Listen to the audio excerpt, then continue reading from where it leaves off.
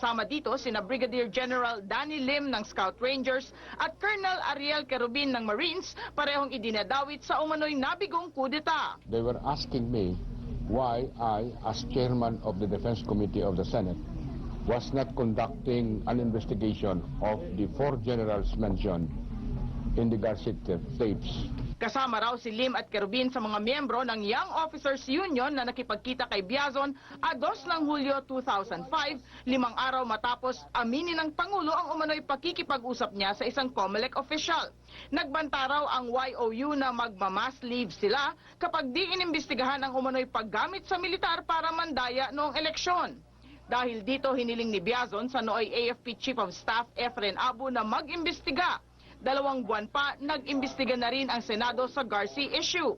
Nanindigan naman si Biazon na walang nilabag na batas o patakaran ng militar si Lim at Querubin nang hilingin nila ang investigasyon. They were not trying to instigate anything. It was just simply a statement of dismay on the fact that nothing was being done in relation to the mention of 4 generals.